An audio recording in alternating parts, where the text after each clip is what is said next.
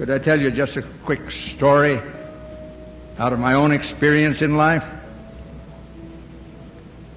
60-odd years ago, I was on a farm in Canada.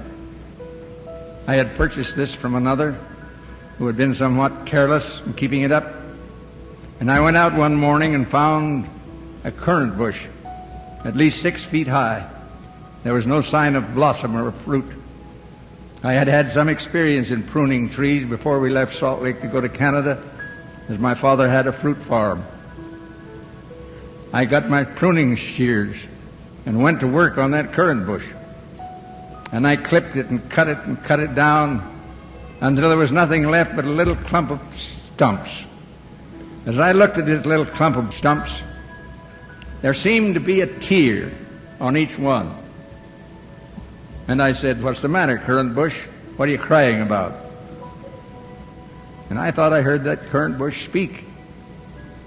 It seemed to say, "How could you do this to me? I was making such wonderful growth, and now you've cut me down.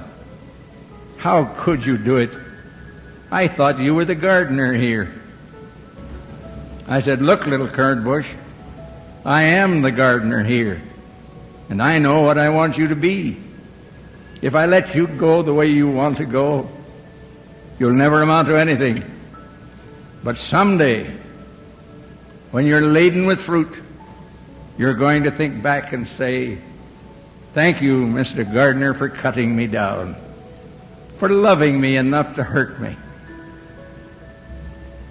10 years passed, and I found myself in Europe. I had made some progress in the First World War in the Canadian Army, and the day after I received a telegram from London. Said, "Be in my office tomorrow morning at 10 o'clock. I puffed up, and I went to London.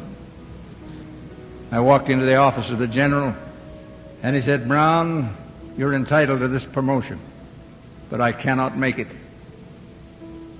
You have qualified, passed the regulations, you've had the experience, you're entitled to it in every way, but I cannot make this appointment."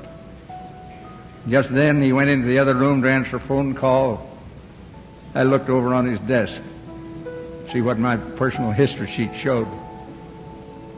And I saw on the bottom of that history sheet in large capital letters, "This man is a Mormon." And I knew why he couldn't make the appointment.